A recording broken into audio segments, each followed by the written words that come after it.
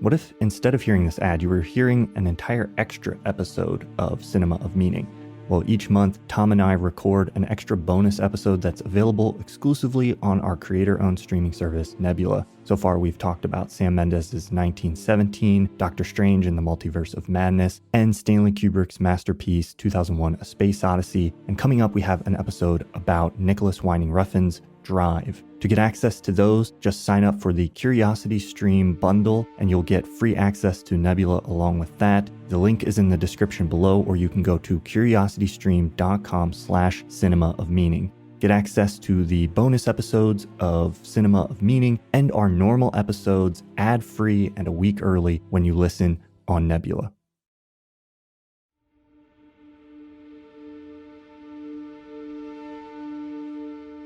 Welcome to Cinema of Meaning, the podcast from myself, Thomas Flight, and my fellow video essayist, Tom van der Linden from Like Stories of Old, that seeks to explore the depths of what cinema has to offer. This week, we're talking about Jordan Peele's Nope. Tom, why is this a movie that you wanted to cover on the podcast? I think Jordan Peele has become a bit of a household name at this point. He is one of the, not of the few, there's plenty of directors who are worth seeking out, but he has become he's increasingly becoming a brand almost. Yeah. Which has good sides to it and maybe some disadvantages, at least for him, but we'll get into that maybe. I just saw it for the first time last week. I didn't catch it in theater because I was on holiday. I just got back now, you too, and so it's been a while since we've recorded an episode, but still a bit jet lagged. But luckily we pre-recorded some, so hopefully you probably won't notice the difference, but for us it's been a while. There won't be too much of a gap, but yeah. This is the first time we're talking in a little over a month. So, But yeah, anyways, I got back from a holiday. I had a lot of catching up to do, a lot of great films, lots of new exciting television as well. But yeah, Nope was one that I was really looking forward to.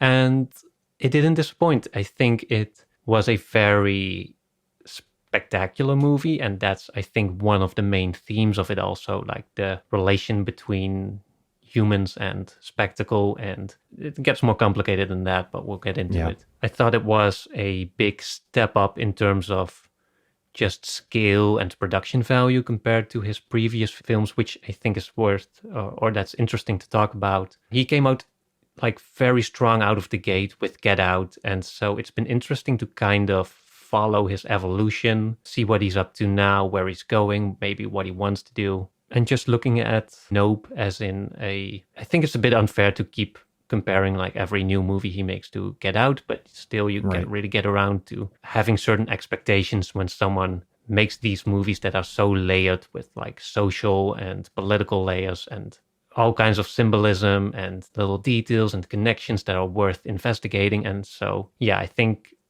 even after a first viewing of Nope, it's clear there's also plenty to dig into here. So I think you've seen it twice now, right? Yes. Yeah, I saw it in theaters and then I just rewatched it for this. How was the second viewing compared to the first one for you? It's a good movie to watch again. In some ways, there's some of the suspense when you know what's coming drops out a little bit, but it held my interest, I think, just as well the second time in spite of that. There's a lot of little details and connections in this that we'll get into some of that, but watching it a second time brings a lot of that to the surface, which is really great. So it makes for a rich experience. It feels like a bit of a puzzle, or there's layers here, like you said. I definitely walked away from the first experience being I'm going to need to see this again to kind of be able to even really digest it. I didn't really know how to feel about it the first time. I enjoyed the experience a lot, but I was I don't know, what is this about? And a lot of that started, I think the second viewing helped solidify a lot of the kind of disparate thoughts I was having about it, watching it through the first time. So there's a lot to discuss here. I think you pointed out rightly that the inevitable comparison to his earlier work, especially Get Out, kind of comes to the surface. He's one of the few people who's kind of carving for a space for himself as an auteur in a more populist, kind of blockbuster space. This movie was a bigger event that a lot of people went to see. It's not just a little art house auteur film. So yeah, I'm fascinated by the trajectory of his career. I think for me, this is definitely a step in an interesting direction. I loved the visual element of it, the cinematography. I think some of his direction here with like, which was, as you said, strong coming out of the gate, but some of the way he's allowing certain scenes or sequences to like unfold in this movie were very satisfying to me. So yeah, I think it'll be interesting to kind of try to get underneath this film and start poking around and see what's going on in there. Yeah, because I feel like I'm still in that first phase you mentioned where I enjoyed it, but not everything has yet come together quite completely. And because of that, I think after a first viewing, you feel there were some moments where I felt like it was dragging or like going in some directions that didn't feel as purposeful. But I can imagine that on the second viewing, you can see the connections more clearly. Like there's some things that I didn't realize at first. Like there was a lot of confusions about some scenes that didn't connect together until I thought about it again or saw something about it on the internet like a few days later. Like a small example is just, I think when Stephen Young characters is doing his show, there's this woman in the audience with like this disfigured face and it's kind of used as a horror element maybe, but I didn't understand the point of it until later I realized, I'm not sure if this is a spoiler, I guess not really, but that was the woman who was attacked by the chimpanzee in the prologue. Not sure how I felt about that being used as a sort of shock or horror moment. I feel like a lot of people that have like disfigurements or something like that, they are kind of tired of being used for tropes like that. But just in sticking to the storytelling, like that's a connection that kind of went over my head at first and then I didn't make until like days later. And I'm sure there's like plenty of other details like that I'm still missing out on. But yeah, there's a lot of like rhyming almost or like, you know, thematic interconnections between things. I'll say, and I'm still speaking vaguely at this point, I guess we haven't really gotten into spoilers, but inevitably we'll have to at some point, but still staying in this vague area. Like I'll say coming away from it the second time, I still don't feel like everything clicked together and I'm like, oh, I get this movie. There's a unified singular commentary here or like metaphor at the core that I can see it all now. I don't necessarily think that's the case with this movie. And I think that's maybe tripping some people up, or I'm seeing a lot of debate about, you know, what is this really about? I think the commentary in this movie, whereas I haven't actually seen Us, so I can't comment on that one, but with Get Out is pretty, like, it's obvious on the surface what the movie is commenting on and what it's about. You know, there's layers there. It's not like a overly simple movie, but you get it. You're like, it's about this one thing. This movie is a lot more opaque and I think complicated, but also not like, it feels like a puzzle maybe at first that you're supposed to put together, but I don't necessarily think it ends up being that kind of movie. Watching it the second time, I was thinking a lot more of something like The Shining, where there's just these elements that are kind of horrifying that you're not really maybe sure. I know there's a lot of people who think that there's like a secret message in that movie too. But my take is more that like it's about this experience and the fact that there's not necessarily like the connecting logic through all of it is much more visceral than it is like intellectual, like where there's like, oh, there's this one central thing or theme. But that doesn't mean it doesn't have something to say. I think there's a lot of stuff that it's commenting at. I just don't think there's one like big like summary paragraph that you could make and be like, it's about X. Yeah, I think that's the disadvantage that I was talking about earlier with, you see it a lot with like science fiction directors who came out with this really tight and precise first movie and then went on to do bigger stuff and they inevitably became more like sparse and or less more imprecise in terms of like having everything fit together in this neatly budgeted package almost, or like restrained package, because the budget or the means that they had in the time wouldn't allow for anything else. And so that doesn't necessarily mean that the later movies are lesser because of it, but it is sort of a consequence, I think, with a lot of those trajectories of such filmmakers. But yeah, as you said, I think Nope is more of a movie that touches on like vaguely or loosely connected thematic elements, but then it's not a allegory or something that makes Right. this one-to-one connection with like, oh, this means that, that means that. This is the like social commentary that is at the heart of it. And there's multiple things that we can get into. And Yeah. I only saw the first trailer, and so I didn't really know what the movie was about before I went in. How would you describe just briefly like the plot of the movie or the premise, or what is this movie about? Yeah. So there's a family, the Haywoods, and the movie kind of opens with this introduction. I think it's in the trailer too, that talks about the very first moving image that was the very first piece of film that was made. It featured a black horse jockey riding a horse. And so the Haywoods own this ranch. They're descendants of that black horse jockey. He was their great-great-great-grandfather or something like that. They have horses that are used in films. And so it's the father and then a son, and I guess multiple sisters. You only ever see one of them, but there's other children who are referenced. So the movie kind of starts with there's this ranch and there's weird stuff happening. We don't really know what, but something weird happens. The dad dies. And so it's just the son, OJ, left kind of taking care of the horses on this ranch and trying to get work in Hollywood, but he's struggling to like maintain, a presence in Hollywood working with these horses. Also, his sister is kind of helping him out. Yeah. And 6 months after his dad dies, more weird stuff starts to happen. The dad also dies in this really weird, strange coincidental way, yes. accident. Yeah.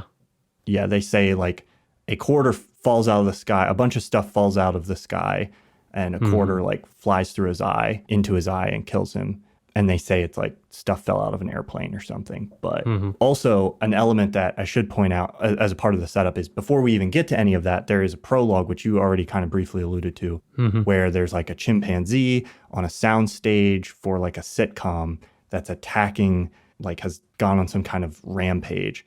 And there's this shot at the beginning, like looking out towards this chimpanzee who's like attacking somebody who's laying on the ground that you can't really see. And there's a shoe on the floor, just kind of like balanced perfectly upright on its end in a way that seems very like odd and mysterious. So at the beginning, we're introduced to a lot of imagery that is very like interesting. There's like a key stuck in like the rear of the horse. There's like the x-rays with the quarter in the skull. There's all this stuff. He kind of gets off on an interesting foot, I think, in terms of just like presenting imagery that is very like striking.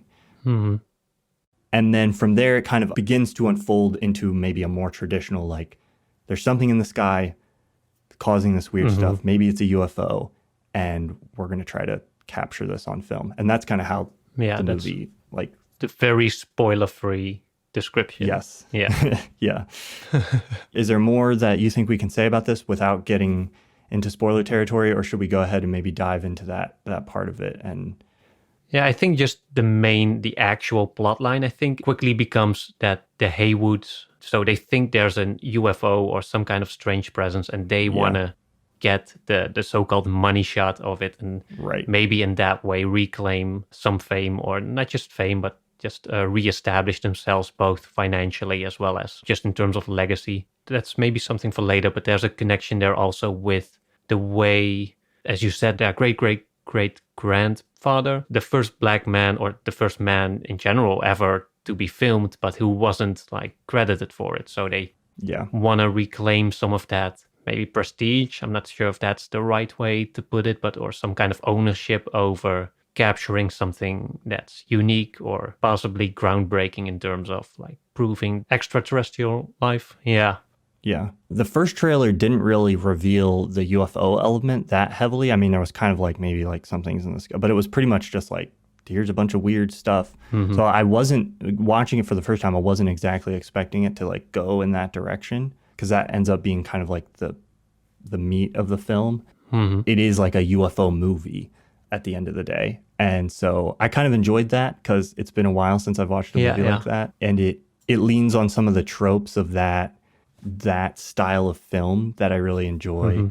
And I love the way it used the location of the ranch and just the space in that valley, the sound traveling through that valley. Sound plays an incredibly huge role in this film. Already talked about how, like, I think this is the best cinematography we've seen out of a Jordan Peele film, but the sound design also is just like amazing. A huge part of what makes so many of these moments like impactful and really interesting to me is how it sounds. And so I really enjoyed all of that. Any more comments? Yeah, it's in terms of atmosphere, it reminded me a lot of Signs from M. Night Shyamalan, which is also a movie that we might be covering soon enough. Yeah. I wasn't quite expecting it to feel that way. It was there's a similar setup between the two movies where there is some kind of strange presence and we are restricted to the perspective of like a single family or or in any ways a specific group of people. It takes place on like this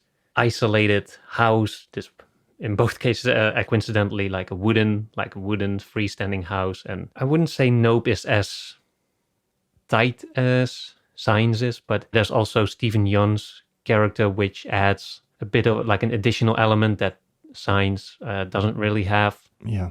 Thematically also they're not quite the same, but just in terms of atmosphere, I think there's a lot of interesting connections between those movies, even though thematically they are doing something very different. Although I do think there's one piece of dialogue from Signs that also kind of carries over into this movie, which is about the way we look at random chance and coincidences. And I like the question that's posed in Nope, where the main character asks if there is such a thing as a bad miracle, which as he explains, we don't really have a word for. And I think that to me was something really interesting, because when we talk about bad luck or like a miraculous event that affects us negatively, we are more likely to see it as extremely bad luck, like a quarter falls from an airplane and hits your dad in the eye. Like that's just the worst kind Bad of luck. Yeah. But when we talk about the same kind of odds when they come out to our favor, we talk about miracles. We talk about something beautiful that has happened, and there's the implication there that means a miracle often implies some kind of meaning, like some kind of purposeful chain of events that affected us in some positive way. But it's interesting that or at least that's what the movie seems to argue, that we don't really talk about that in terms of bad luck. And I think that's also kind of the starting point of the movie, and maybe also for us just dig a little deeper into it. Yeah. That kind of connects to the piece of text that opens the film, is a quote from the Old Testament, Nahum 3:6, which is something like, "I will cast abominable filth upon you, make you vile, and make you a spectacle." That whole chapter of Nahum is like a prophecy of like doom against the wicked like city of Nineveh in the story. There's a sense there that's kind of signified by that quotation too, of that idea of like agency given to these bad miracles that are happening, where it's not just chance or luck, it's some force there like causing a lot of this. So but yeah, there are a lot of layers here, and I think we're kind of moving into territory where we're going to have to spoil things, getting into the deeper stuff. So if you haven't watched it yet, come back later. But I think like maybe the easiest way to go about this would just be to like pull on some of those threads and identify the little pieces that we both each saw in them, and then maybe we can talk about how those things might fit together and if they do. Yeah. And go from there. So on your first watch, did you have an impression of like a couple themes or a main theme, like what is this about, or what's going on here? Things that like really stuck out to you? Yeah, I think my first impression was, as I was watching it, there's a strong connection with our relation to animals. There's the opening with the chimpanzee, there's the horses, and then now that we're in spoiler territory, later it is revealed that the UFO is also an animal. It's not something extraterrestrial, or maybe, but at least it's an organism. It's not like aliens inside a ship. It itself is like an organism of some kind. Yeah. Yeah, that was the first thing that caught my interest, especially the way the chimp rampaged on that first like sitcom. And there's a lot of... Yeah.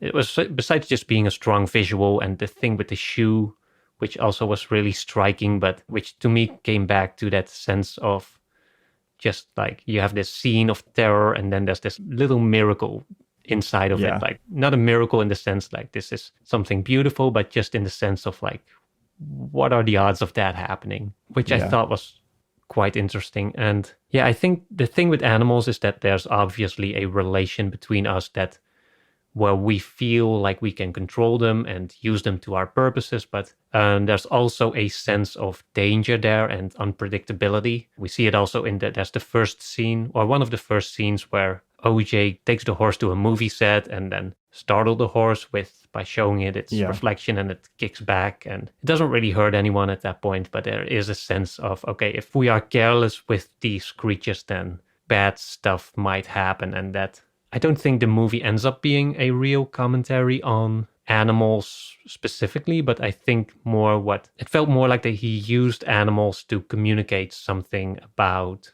more as a metaphor, like to communicate something about maybe the nature of spectacle and the way, because there's just something exciting also about animals, like a chimpanzee on a sitcom, like that's exciting. And like the whole reason we go to zoos or go into nature and get excited when we spot some kind of wild animal, there is something exciting about seeing other living creatures that aren't humans, also specifically because they don't act like us maybe, and just because they are alien to us and unpredictable and sometimes funny. And there's a flip side to it as well, where they can also be frightening in their unpredictability, sometimes even in their capacity for like actual dangerous stuff. Like obviously like a squirrel doesn't have the same danger factor as spotting a wild moose or something, or a bear. Right.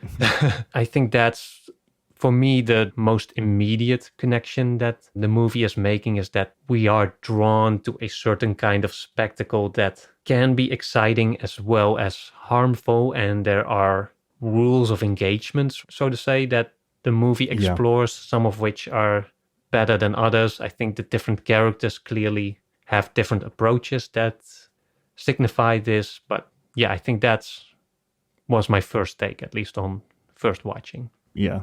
There's a lot of threads there. I think that's definitely one of the themes that kind of rhymes throughout, where you have the chimpanzee is set off by these popping balloons. So there's this idea of, an uncontrollability, or like things being startled, and the alien creature then, or whatever, is attracted to sound. OJ says towards the end, like, I don't think it eats you if you don't look it in the eye. So there's this whole element of like not looking at it, not kind of making eye contact with it, which mirrors like the horse at the beginning being spooked by seeing its own image, or like looking at the horse. And all of this kind of connects to, I think, an idea it's exploring a little bit, which is like our attachment to spectacle, but also horror, and this sense of like wanting to look at this thing, but not really having a power if you don't look at it. Like that's kind of a dynamic that horrific images have, which is like, if you just don't look at it, the horrific image itself does not really have a specific power over you, but yet you are so drawn to like look at it. Temptation there, but if you look, that's when it gets you. Then it gets you. So I think that for me was the big central theme that I think it's trying to get at. I think calling it a commentary is interesting, because then it implies that there's like a specific statement being made, or like some kind of thesis being presented. And to me, it was more like about the feeling of what it's like to be in this world, and our relationship to certain like images, or horrific images, or scary things, or things that we don't understand or can't control or tame. And so like the movie is kind of exploring that in a lot of different ways.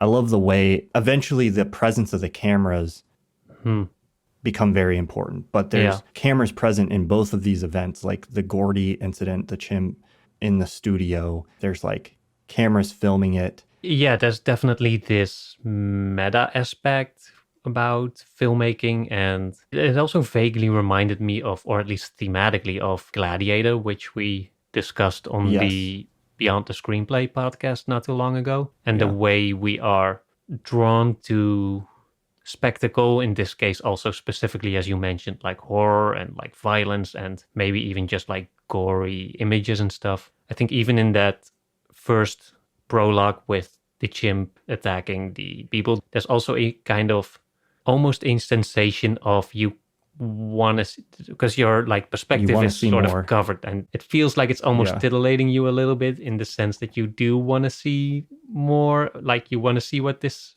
chimp did exactly or what happened, and it's kind of drawing on your whatever the opposite of your better angels is. And yeah, and later it turns out that's also the whole prologue is from the point of view of Stephen Young's character, which I thought it was a bit strange at first, because in the present day story he feels like a minor character, and yet he does get the big opening flashback scene, and he does have the great like backstory that the actual main characters seem to be missing out on a little bit. But it does, I think that one does connect together really well, because Yeah. he is the one who survives the chimpanzee attack and even does like almost does like a little fist bump with the chimpanzee, which makes him believe as an adult that maybe he can control whatever like the chimpanzee represents. He can control the spectacle, the danger, Yeah. the unpredictability is his sort of to harness. And that's what you see when it is revealed later that he's been doing these shows where he feeds horses to the alien. I'm not sure how they Yeah. ended up calling it. They gave it a name like Jean Jacket. That's the one. Yeah. So he has this relation to that creature where he immediately believes he can exploit it to some extent. And obviously he pays the price for it when this sort of grandiosity is met with the actual power of that creature, and he gets ingested and was this really unsettling scene where you can see him and a bunch of other people moving through the digestive system of that, Yeah. which I thought was also a really kind of subversive, because when you see something like that, you expect them to come out, or that come out in maybe some secret room, or like come out into some sort of space, or there's going to be some sort of resolution to it. But then it turns out it's just they get swallowed. We see them move into the digestive system, and that's it. Yeah.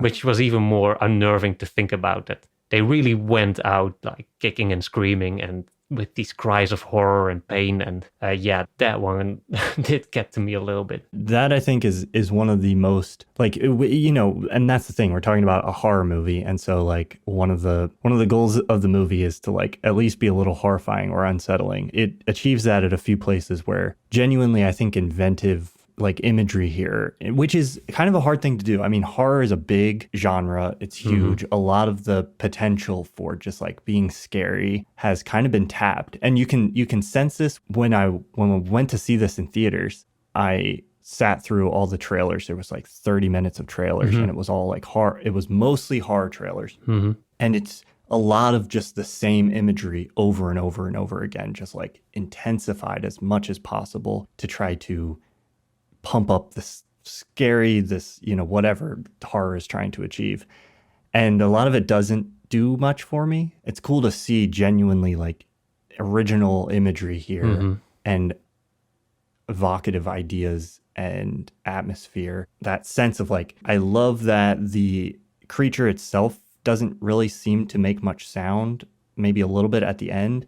It's mostly silent when it's flying around, but then there's this element of it sucking things up into it, and you hear those things, whether it's the horse screaming, which you at first kind of think is the sound of the UFO, but then sort of I later realized like the first time you see it suck up the horse and then fly around, you're actually hearing the sound the horse is making as it's zipping around.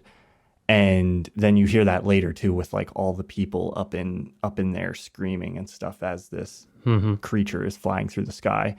And that was genuinely probably the most unsettling part of the movie, I think. That and the whole sequence from the POV of Stephen Young's character, I also found that to be really unsettling, largely because he does something really well in this movie for most of it, which is he has a lot of restraint in terms of what he's actually showing you, which is very interesting for a movie that's about basically the spectacle of like horror. But for a long time, you don't see the creature at all, or you just catch like little glimpses of it. You only really start to see it once they start to actually capture it on camera a little bit. Yeah. Towards the end. That sequence where Gordy is kind of rampaging, I think is especially evocative because it has a very restricted point of view, and you can't actually really see what's going on. Yeah. Which one little Easter egg that I realized this time about that sequence, so Stephen Yeun has that little room with all the stuff in it from Oh the yeah, the show. memorabilia, sort of. Yes. Yeah. And he has a photo of him and Gordy fist bumping. And he's like, he says, that's the first exploding fist bump, which is like this move that people do where, they fist bump and they're like, Yeah.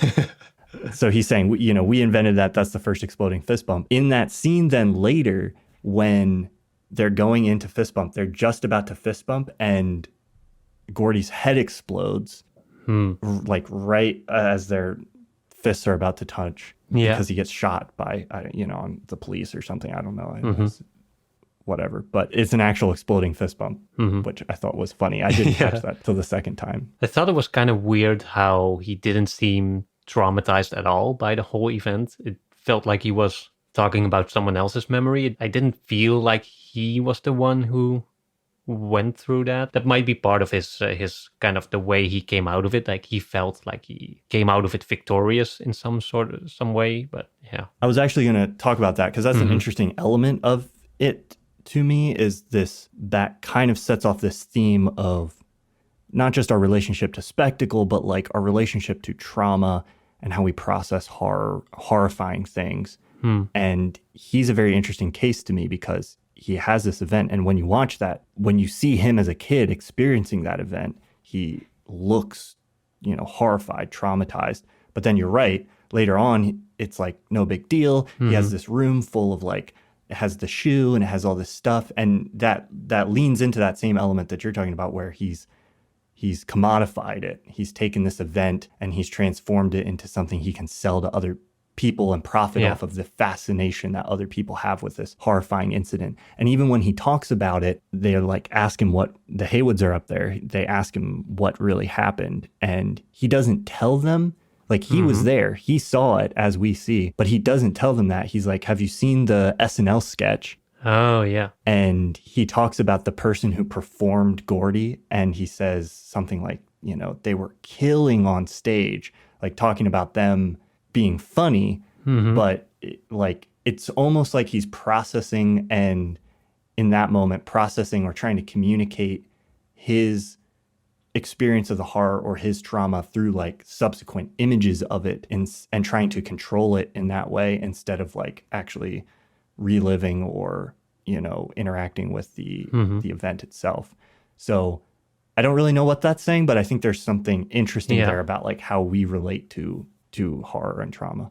Yeah, I'm trying to think of if he's referring to something specific with that whole character and that whole theme of, I guess we can call it the commodification of trauma.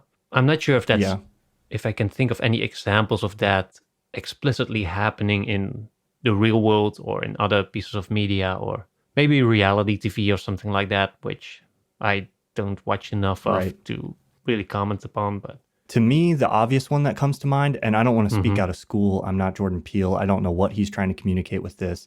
This isn't my trauma to really talk about, but I have to imagine from his perspective as a Black person who has made horror films that in a sense capitalizes on, like, Get Out is a movie that turns the horror of the Black experience into something that people then consume and look at, because that movie as a commercial success, it's like it has things to say and there's some value there, you would have to imagine. But I would also have to imagine there's got to be some tension felt there of like, what does it mean to be turning this into something that then is consumed by people as a form of entertainment, or, as something that I then as a filmmaker make money off of. I'm not saying he shouldn't do it. I'm just saying like, I think he might be grappling with some of those feelings that might exist related to it. And maybe that element of it isn't the biggest thing. It might just be about making horror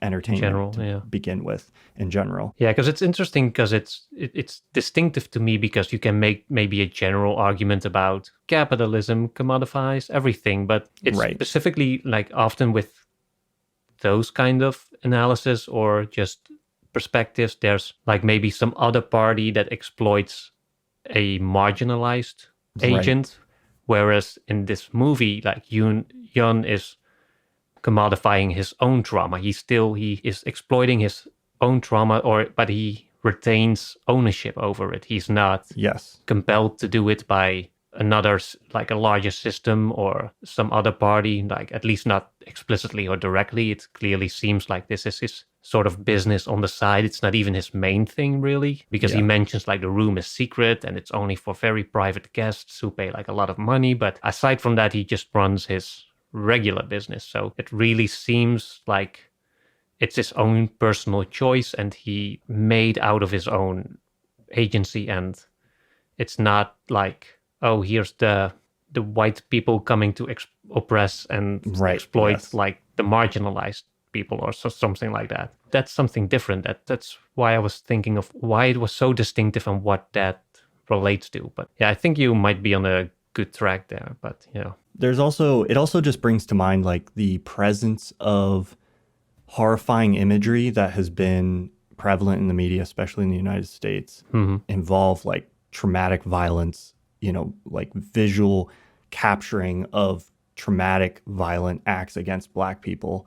I don't know that it has a specific thing it's trying to say about that. There's something unsettling about the tension between like the positive role that those kinds of images can play in provoking change, but then also the horror of those kinds of images being so prevalent and available and like part of our everyday life.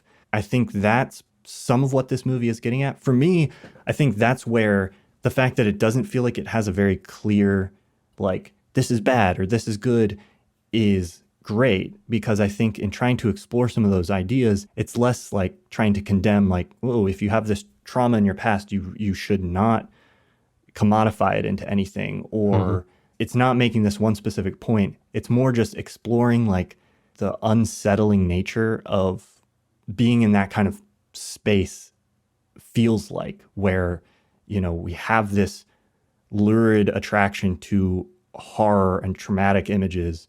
There's interest in them, and in some way they might be good, but in other ways, we have a very interesting relationship to those things as humans. I think that's what this movie, in a sense, is trying to explore. There's a scene towards the end where they're really like gathering everything together, and they're gonna like try to document this. They have this whole plan, and Angel, he's like kind of chickening out a little bit, or like he's worried, and I really like this character. Yeah, I did too. He was like, what we're going to document, it's going to do some good, is the question he asked. And he's worried about this idea of like, is this for a greater good? Is this going to accomplish anything? I don't know exactly where the movie's going with it, but it's definitely in those waters. Yeah, there's just one more thought I had about the Stephen Yeun's character and the way he commodified his trauma. There might also be an element to that's just general coping mechanism. Like I can imagine it feels similar to someone like, let's say, an older person who had an accident in his youth and was left with this nasty scar. And at first it might have been traumatizing and scary, but now it's become like this story that he tells his friends, and they all want to see the nasty looking scar or something like that. And he kind of, it becomes a story, like a kind of a bar story or whatever. Like it takes the initial sting out of it a little bit and turns it into something that is both exciting as while still obviously leaving like a literal scar. Like it's still something that has impacted you and isn't going away. There's definitely a role that like narrativization of events, our experience or in our memory, plays in like coping with those things. Yeah. Going back to something you brought up at the beginning, which is often related to imbuing those things with a sense of meaning. Like, if this was meaningful, if there was some kind of purpose to this, like this is what made me into the person I am today. If there was some kind of purpose in that event, we can cope with it better or handle it better sometimes. Yeah. Or that's a way we try to. I don't know if it actually works, but yeah, I think that I'm trying to think of to what extent it connects to all the other parts of the movie, because that's really just the aspect of his character looking back in his relation to the past, but not sure if it quite fits as well to the way he relates to the future, or like the way he brings it, carries that over into his new relation with Jean Jacket, with the alien creature, because that's Right. where it becomes slightly different in the sense that he establishes a relation there that is harmful, that isn't the same as coping with trauma to make it lesser. And I don't know, it kind of flips around there, where when he uses that same tactic on some, like a present danger, it becomes more harmful than when it relates to one in his past. And so Right. I'm trying to think of how does that work out. I'm not sure what's exactly going on with his character there. Mm-hmm. Is he kind of just making the same mistake and not realizing? He Yeah. has a stage and an audience Mm-hmm. and an animal that he's trying to like use as spectacle, and that goes wrong and it goes on a rampage and kills everybody. That's a repeat of, a larger scale repeat of what happens with Gordy in the show.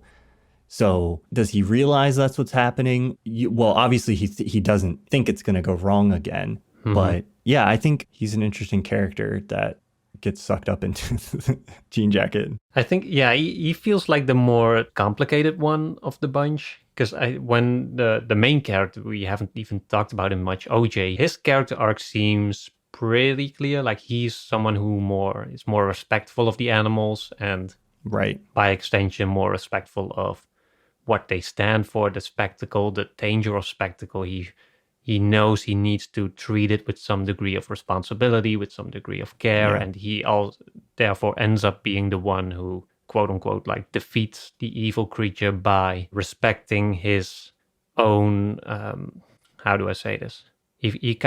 He respects it as the threat that it is, and tries to figure out, he knows that he's in a relation with something, or he is in interaction with something that he doesn't understand, and that he needs to figure out the rules to, like, or he needs to figure out the rules of engagement. Whereas Jan's character is more, he feels like he has it already figured out based on past experiences, but those do not protect him in the present. This which scenario. I think if you want to find some kind of social commentary there, that it might be that like certain events in the past do not secure you for similar threats in the present. And maybe if you want to look at it, like Jordan Peele often takes a racial social political lens specifically, that maybe that there might be something there about the way like Black people were treated in the past, and they obviously faced oppression and hardships, but it's not the same situation as they're facing now. Like, sort of to say, like, the beast they are again up against is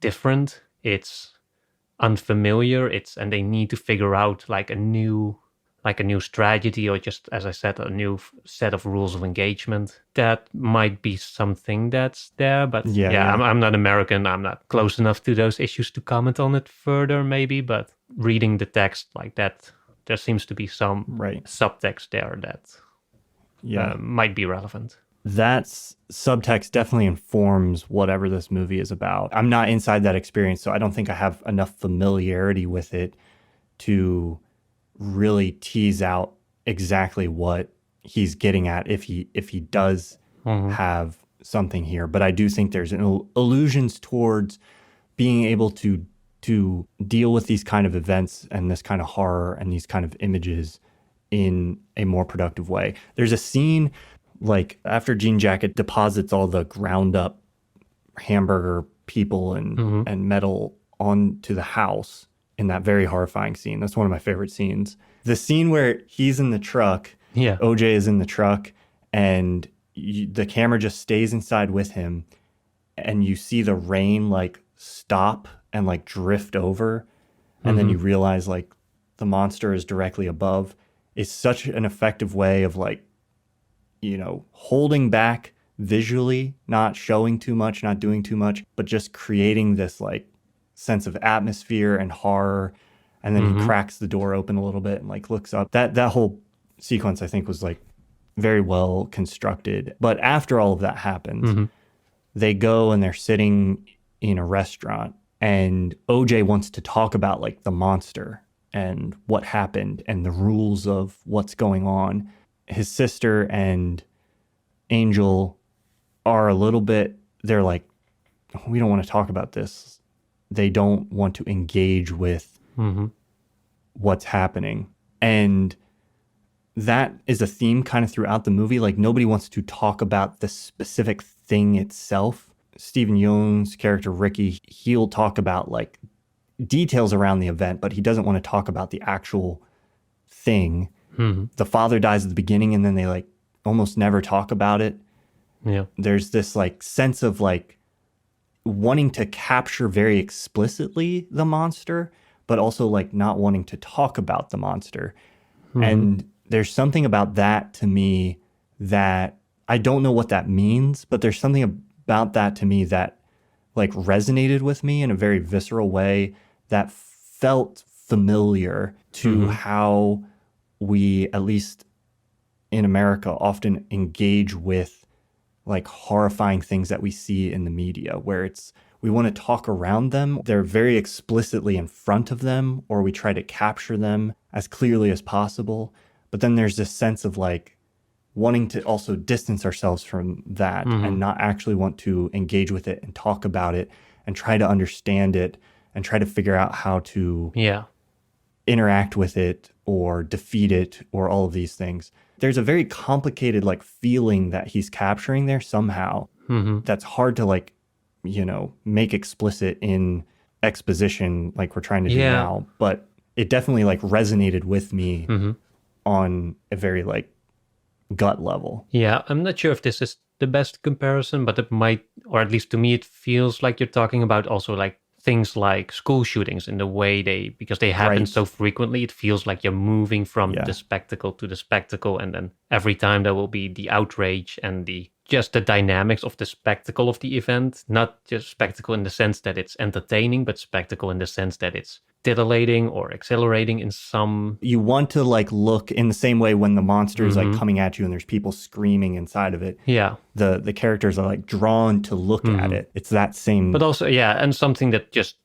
gives rise to genuine emotions. It's something that you want to be like not involved with, but you want to connect to it somehow, but also you wish it didn't happen, obviously. To me, at least as an outsider, as someone who lives in a country where school shootings don't really happen, it feels like there's this sort of spikes of retention when there's a school shooting. Then I see Twitter blow up, and then a few weeks later it kind of dies down, and then there's something else that happens, and it's the same ritual over and over again. But then the actual discussions surrounding, like, how do these things happen? How can we stop them? How can we do like actual policies and stuff to prevent this from happening again? And I know that's a simplified image. I know there's obviously a lot of people doing a lot of hard work to make sure that these things are set in motion and that we are talking about the real dynamics behind tragic events like that, and who are working like super hard to make sure there's measures to prevent them from happening. But at the same time, like, there's also a lot of resistance on that front, especially from maybe the pro-gun owners, to really engage with, or at least the people who are kind of affected, who would be affected by talking about the thing, so to say. I'm not sure if that connects back to Nope, but there's a different perspective there. The ones who are offering resistance here are obviously not the same as the ones who are showing that resistance towards their own traumatic events. But that's again what I find so interesting about Nope. It seems to connect to all these different things without really being about maybe any specific one. But it got me thinking about a lot of different stuff about just modern society and the way we interact with trauma, tragedies, and all that sort of stuff. Yeah, I think in that sense, it's about something very fundamental, which is our relationship to trauma and horror and horrifying images specifically. And so that will apply to a lot of stuff. You know, I don't know if school shootings specifically are something that, I mean, Jordan Peele's aware of them. He lives in America. I'm sure that is an element of engaging with trauma and horror in this way. I don't know if this movie is commenting on them specifically, but I think... Oh, I don't think that it is, but yeah. The connection you're seeing, though, I think is true. And to further what I was pointing to earlier was like when that kind of stuff happens, and this is my experience, might be different for other people, but aside from even the online discourse, especially in real life too, there's like a lack of engaging with those events, even though we're seeing them in a very like horrifying way. You know, there's a lack of engaging with maybe the trauma related to them on a personal individual level of like, it's kind of, you could tweet about that stuff all day, but especially in some environments, it would be a little bit like, oh, don't be a buzzkill to talk about that stuff in real life. You know, if you're just trying to sit around eating a meal, you know, at a restaurant or something, even though like maybe it just happened. Yes. Like, I don't know. That's the interesting like disconnect that I think that scene exemplifies well, is like, it just happened. And there they are, like, you know, a couple hours later or whatever. Yeah. And they don't want to talk about it. And not that like even talking about it is the thing that fixes it or that's the key problem, but it just captures something about how we're trying to engage with or relate to these events that is very, I think, real, that maybe we don't understand completely about ourselves or our own psychology, or that goes unexamined. I don't know. Yeah, I think that it's definitely true that there's a difference in the way there's spectacle that you want to talk about immediately and the kind of spectacle that you are kind of silent about.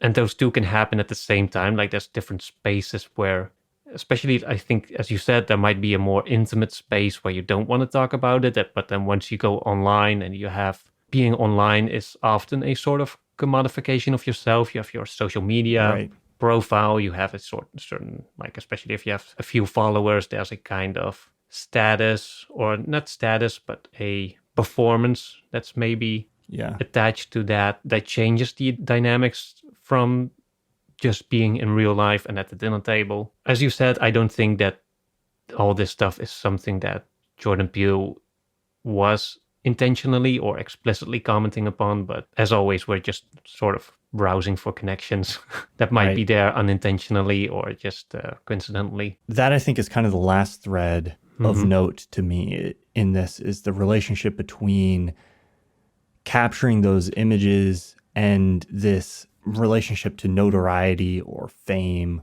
or like they have this fantasy at first of like capturing the UFO and then getting the Oprah shot and regaining notoriety. There's a quote from the cinematographer that they bring in to try to help them capture the image that I really like there. And he tells Emerald that this dream you're chasing, the one where you end up at the top of the mountain, all eyes on you, it's the dream you never wake up from. And there's also ideas he's exploring there that I think are just interesting too. Yeah, I don't know. We're in this whole like vortex of images and horrifying things and trying to ascend to, you know, trying to capture those things and use them to our own benefit while also trying to cope with them. And that's a very complicated like world to be in. It's a very complicated element of our social environment right now. Yeah. And I don't know how we deal with that. I don't know what the best way to engage with it is, but it feels unsettling sometimes. And that was the feeling that I think like this movie captured for me. And yeah, I really liked that. Yeah, there's a certain absurdity to it all that is captured quite nicely, and something like there's some uplifting parts to it as well.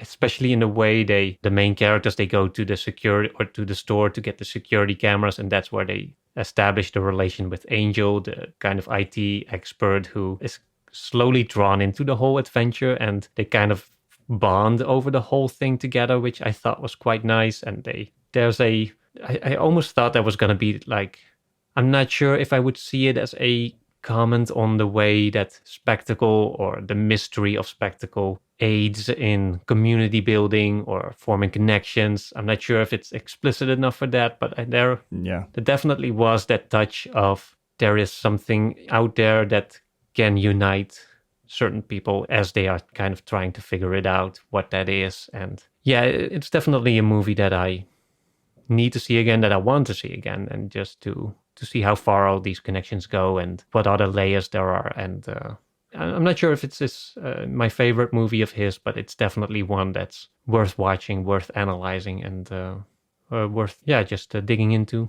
And I wonder how it stands the test of time. I am curious to see how it will be digested Right. as time passes on. But yeah. Yeah, this is an interesting one to me because in some ways it might, it's impossible to know right now, but in some ways I could see this one holding up for longer in the sense that people might be coming back to it even in decades from now and trying to figure out like what was going on or what he was saying. It's a tougher nut to crack, and it has a little bit more mystery to it that sometimes movies like that have longer staying power because we keep revisiting them. But we'll see. Time will tell. I like the direction he's headed. Very excited for wherever he goes next. I like that you mentioned it had some uplifting elements too. I think it's also a pretty funny movie. Definitely. And there's a lot of like almost comedic kind of dark comedy elements to it, which I really enjoyed. Even at the end when the monster is destroyed, like the way it's destroyed, I thought was very funny. Like it pops like a balloon. Yeah. And in the theater, I laughed at some of that stuff and like wanted to laugh at the end. The screening I was in, the people did not seem to find it that funny. And so I don't know if I was just the weird one who found all this stuff really, really funny. But sometimes I think about the fact that, it's Jordan Peele.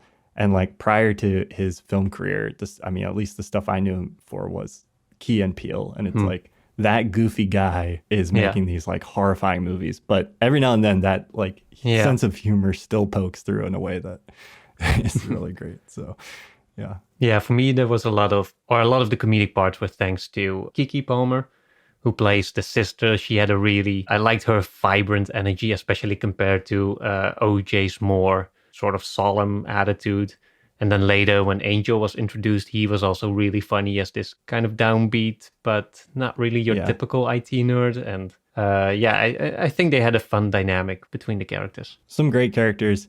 The cinematographer who comes in, he's kind of like this cinema wraith, and his voice is real gravelly, and he wears these like dark shrouded robes. He's almost like this wizard of cinema or something. And then he goes out, he like basically like self-immolates in an act of like... like trying to capture it. It's just... he's the one who ends up on the mountain with all the eyes on him. And Yes, yeah. And that's the dream he never wakes up from. So there's definitely a very real absurdist element to it that I very much appreciate. Nope. Definitely worth checking out. Worth rewatching too, I think, if you watched it. And I don't think I felt like I got it more the second time, but it definitely benefits from a rewatch. There's a lot that connects and I think blossoms the second time through. Thank you all for listening. If you enjoyed this show, be sure to check out our creator-owned streaming service, Nebula, where you can listen to all of our episodes a week early and get access to a monthly bonus episode. So far, we've talked about 1917, 2001: A Space Odyssey, Doctor Strange: The Multiverse of Madness, and Drive, with more coming up soon. Right now, the best way to get access to Nebula is by signing up for CuriosityStream, which comes with a free Nebula subscription. To learn more, you can just follow the link in the show notes below. We'll see you again next time.